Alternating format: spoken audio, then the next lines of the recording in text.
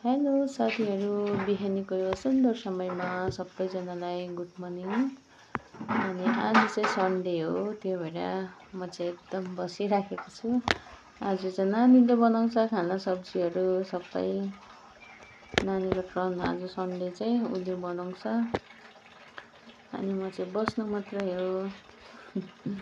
हेर्नुहोस् न, म देखाउँछु त तपाईँहरूलाई खानाहरू बनाएको। यहाँनिर चाहिँ पानी छ, नानीले तताइदिएको। यहाँ खाना टेकाइसक्यो, सब्जी रेडी गरिराखेको छ। अनि यहाँ बाहिर चाहिँ पानी भर्दैछ भर्याएर नुहाउनुको लागि। आज कामसाम सकेर चाहिँ फुटबल खेल्न जान्छ साथीहरू, उनीहरू मिलेर। त्यहाँदेखि आएर चाहिँ नुहाउँछ उनीहरू, भोलिदेखि फेरि स्कुल लाग्छ। अलिक भित्र राख्नुहोस् है, त्यहाँ मैला पस्छ नि भित्र होइन है, खास चाहिँ यता चाहिँ घाम छिटो छेकिन्छ हो, यतै राख्नु। आज चाहिँ घाम हाम्रोमा दामी लागेको छ। को घोप्टो छोप्न, घोप्टो हो यसरी खप्पै, हो यसरी भयो त।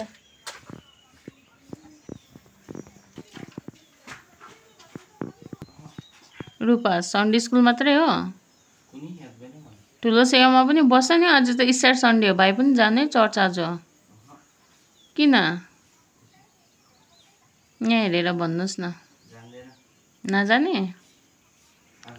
आज। त्यसो भए फुटबल खेल्न जानु भ्याउँदैन, किनभने रूपा ठुलो सेवामा बस्छ हो। ए हो, को छ टिम चाहिँ? यिनीहरू चाहिँ युथहरू, हिजो युथमा गयो सेवामा। सन्डे पनि गएको भए धेरै असल हुन्थ्यो, राम्रो हुन्थ्यो। जानु नि, चर्च भनेको नजाने भन्छ आज साथीहरू सबै। कति कति उठाए पैसा चाहिँ? भाइको चाहिँ कसले दिन्छ? हुन्छ जी चाहिँ को छ टिम चाहिँ? लिम्चोङको मात्रै हो कि ठुलो कान्छाहरू पनि छ ढिङ्गाबाट? छुनु कान्छाहरू पनि छ भाइ? ए,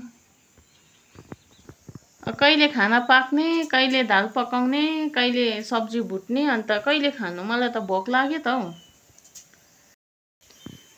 बेलुका पनि हामीले हिजो कति बजी खाएको? एटिना र मैले खाना 2 बजीतिर खाएको है, खाएकै छैन त्यहाँदेखि।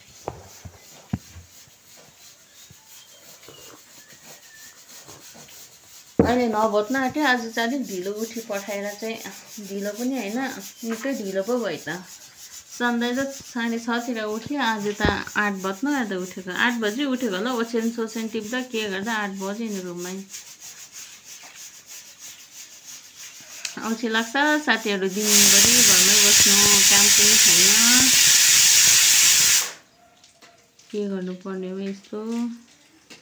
घाम चर्को लाग्छ त्यत्तिकै, गर्मी लाग्यो। अब चाहिँ गरम महिना, बाहिर निस्किनु सक्दैन घामले, यस्तो चर्को छ घाम। खिड्कीमा यस्तो बेसी आइराखेको छ। नानीहरू चाहिँ फुटबल खेल्न जाने भन्छ यस्तो गरममा, तर सिकेको राम्रो हो, प्र्याक्टिस गरेको छुट्टीमा। साथीहरू उनीहरू खालके साथीहरू छ नि। किन हिजो अन्त मेसेज गरिहाल्नु पर्छ नि। यहाँ चाहिँ भाइलाई हिजो टमाटर किन्नु पठाएको रिलायन्समा, 1 केजीको 12 रुपियाँ हो। यहाँ हाम्रो यहाँ दोकानतिर चाहिँ, तल रोड लाइनतिर चाहिँ 30 रुपियाँ छ। यहाँ हाम्रो बोजूकोमा अलिक महँगै छ हो। हेरी रहेछ टमाटरको दामहरू, अन्त जहाँ सस्तो हो त्यहीँबाट खाँदैछु अहिले चाहिँ। तर हाम्रो यहाँ बोजूकोबाट पनि खान्छ टमाटर, खानु चाहिँ सौदाहरू अलिअलि।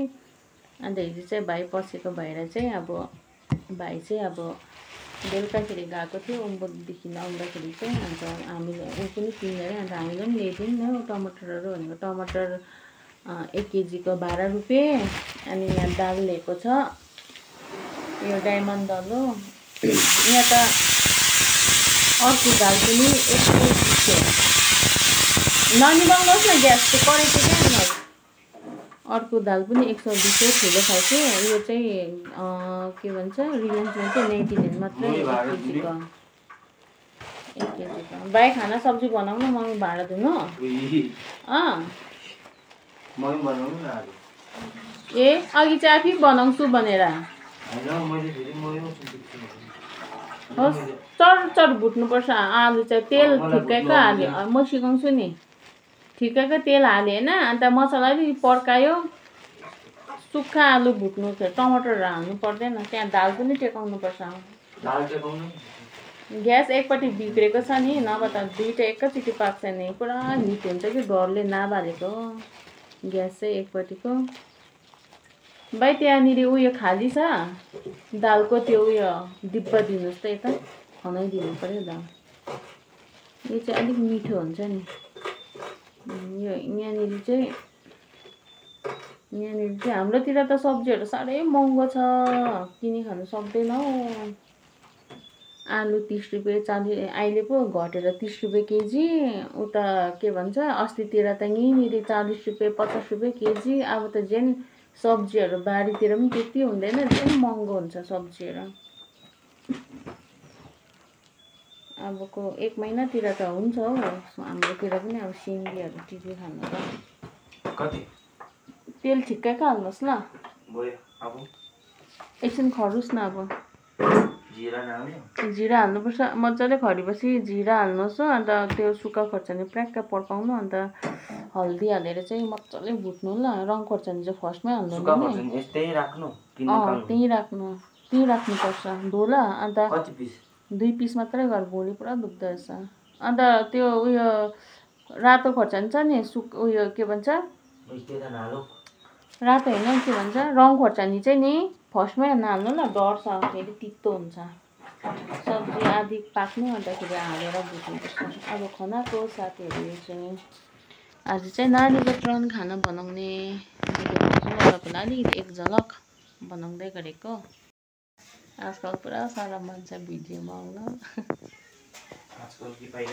पहिल्यैदेखि मुखबाङ चाहिँ गर्छु भन्छ मुखबाङ चाहिँ गर्ने मम्मी भन्दैछ यहाँ मलाई सब्जीहरू बनाउनु त्यति मिठो आउँदैन दुख्यो सरमले यो चाहिँ नानीले बनाएको आज खाना यहाँ आलु र दाल अन्त यहाँ अचार छ अब खाना आँटेको म चाहिँ आज आइतबार हिमालले बनाएको खाना चाहिँ अब खान्छु नखाने म खाएकै त्यसो भए मलाई पुरा भोक लागिरहेछ खाएको ल म अब राख्न